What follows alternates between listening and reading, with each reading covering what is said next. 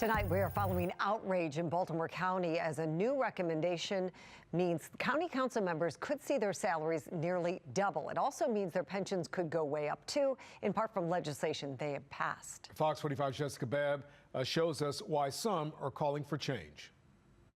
Some in the community are calling for accountability, saying this is an example of self-dealing. And they say in some cases, it could mean that certain council members end up making more in pensions than they did in salaries.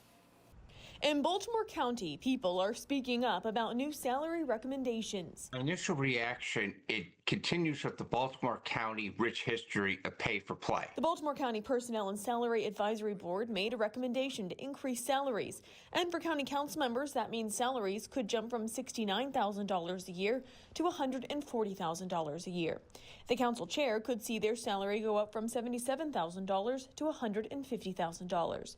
And with previous legislation that's been passed tying pensions to salary increases, It's a huge financial implication. I mean, it's not just bumping a little bit where there's a little 10% increase. In some cases, people's pensions are almost going to double.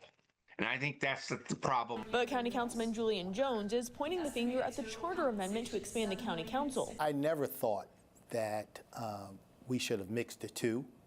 I never thought that changing the salary calculations to full-time, even though the position is still part-time, was a good idea, and I never thought it should have been in that ballot initiative.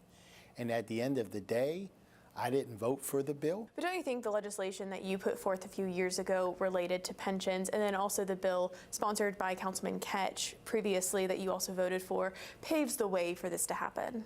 Not so much, because the big part was changing it from part-time to full-time. In other words, those other things are little tweaks, like going from, say, 65% to 70%, or Councilman Ketch's bill was a minor tweak? Well, Councilman Ketch's, you know, to be quite frank, I've been on the council for 12 years. I've received one raise. One cost of living adjustment, one raise in 12 years. So his thing was, this is not the way the General Assembly does it. So the General Assembly do it this way. So that's why I voted for that. And while Jones says he will vote to decrease the salaries, it's not clear by how much. I reached out to the other county council members asking for their response. Councilman Izzy Patoka says he will not support the recommendations of the Salary Advisory Board, saying their salary recommendations are extraordinarily high and not appropriate. Pat Young says in some cases there's been a lack of transparency and says it's why he voted against the council expansion. With his run for county executive and role on the council, he says this moment calls for restoring trust, including revisiting policies that create the appearance or reality of insider benefit.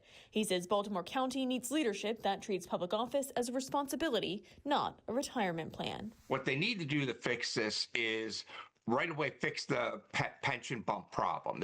They need to fix that because it just has a bad look. Political expert John Deedy says it could leave a bad taste with voters ahead of the next election. This is a gift to Nick Stewart. This is a gift-wrapped gift for him because of the fact that he is the outsider challenging 3 of the council members for the Democratic primary for Baltimore County Executive. So I think politically, this is a problem for the other 3 members of council. Stewart, who is running for county executive, is now calling for a previously passed pension bill to be repealed. The fact that the county council and every candidate who is running for county executive voted for this, to double their pensions for a lifetime when there's this much pain and suffering in our county, is morally unjustifiable and wrong.